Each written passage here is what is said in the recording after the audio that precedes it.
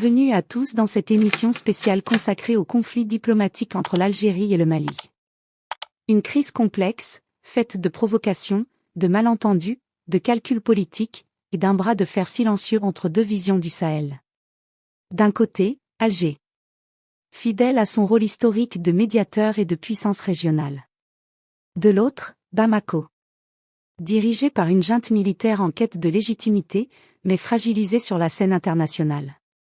Ce soir, nous allons comprendre ce qui se joue réellement derrière les déclarations officielles, les excuses médiatiques, et les soi-disant gestes de réconciliation. Nous parlerons aussi de cette diplomatie algérienne, ferme mais ouverte, qui tend la main au peuple malien tout en repoussant les manœuvres de la junte au pouvoir. Depuis plusieurs années, la région du Sahel vit une profonde transformation. Les anciennes puissances occidentales se retirent progressivement. Les nouvelles influences s'installent, notamment la Russie. Et plusieurs pays, Mali, Burkina Faso, Niger, sont désormais gouvernés par des régimes militaires. Dans ce contexte tendu, l'Algérie a toujours joué un rôle particulier, médiatrice dans les conflits, garante d'un certain équilibre, et partenaire clé pour la sécurité régionale. Mais ce rôle attire aussi la méfiance. Chaque mouvement d'Alger est scruté, interprété, parfois déformé. Tout a commencé par un incident à la frontière. Fin mars 2025. Un drone malien est détecté dans l'espace aérien algérien. Les radars confirment sa présence, et l'armée algérienne décide de l'abattre. Pour Alger, c'est une décision légitime. Pour Bamako, c'est une provocation. Et en quelques jours, la tension monte brutalement. Le Mali accuse. L'Algérie répond. Les deux capitales s'affrontent par déclaration interposée.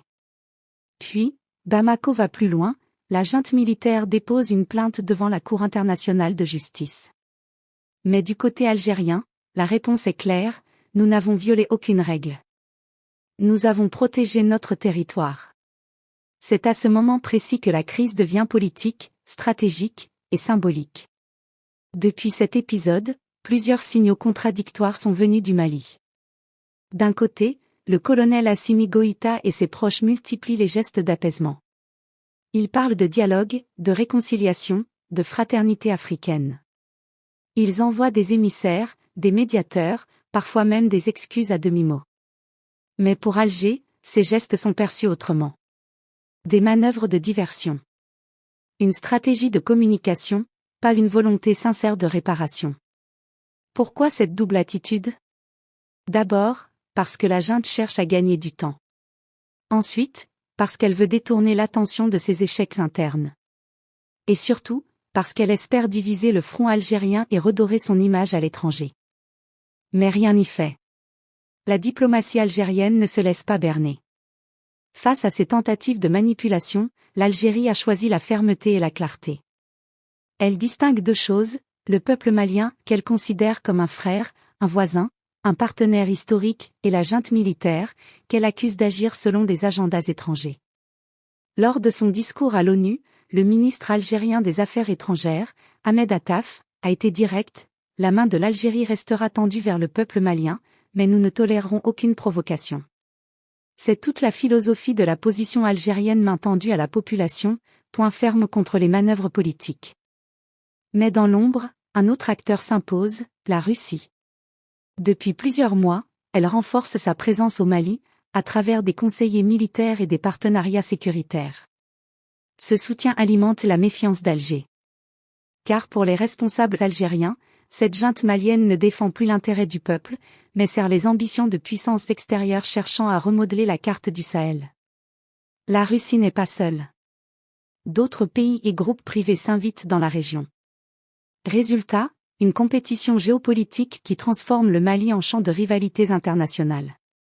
Et dans cette partie d'échecs, l'Algérie entend défendre son influence, son modèle, et surtout la sécurité de ses frontières. Le dépôt de plainte du Mali devant la Cour internationale de justice a été présenté comme une victoire diplomatique. Mais en réalité, la procédure est bloquée. La CIJ ne peut avancer que si l'Algérie accepte sa compétence. Et jusqu'à présent, Alger refuse de s'y soumettre. Autrement dit, la plainte malienne est symbolique. Une tentative de communication, pas une solution réelle. Sur le plan du droit, il est difficile de prouver qu'un drone militaire, pénétrant à plus d'1 kilomètre dans l'espace algérien, n'était pas une menace. Les experts militaires le rappellent, dans un contexte aussi sensible, l'armée a le devoir de réagir immédiatement. Alors, que peut-il se passer maintenant? 3 scénarios dominent les analyses. Premier scénario, la désescalade. Grâce à la médiation d'acteurs neutres, Alger et Bamako pourraient ouvrir un canal de discussion, éventuellement via l'Union africaine. Ce serait le scénario de la raison. Deuxième scénario, le blocage prolongé. Les relations diplomatiques restent froides. La frontière demeure sous tension. Et les populations locales, qui vivaient des échanges transfrontaliers, en paient le prix fort. Troisième scénario, l'escalade.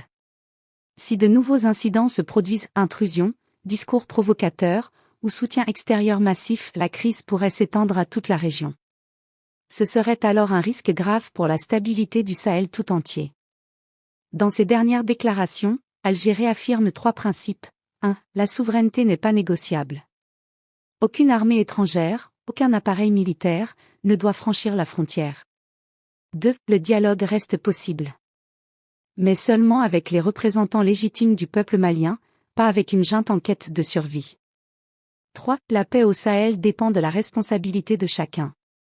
Sans coopération régionale, aucune stabilité n'est durable. L'Algérie se positionne comme gardienne de la stabilité tout en rappelant qu'elle ne cédera jamais face aux provocations. En définitive, la crise entre l'Algérie et le Mali dépasse le simple incident du drone. Elle révèle une lutte d'influence, une bataille d'images, et un affrontement de modèles politiques. D'un côté, un État stable, attaché au droit international, de l'autre, une junte isolée, cherchant des appuis extérieurs pour exister. L'Algérie, forte de son histoire et de son expérience, semble prête à continuer le dialogue, mais jamais au prix de sa souveraineté. Et malgré les tensions, un message reste clair, le peuple malien n'est pas l'ennemi. Il est un frère, un partenaire, et il restera au cœur de la solidarité algérienne. Ici Stratégie Monde FR. Merci d'avoir écouté cette analyse. Abonnez-vous pour ne rien manquer de nos prochains décryptages géopolitiques.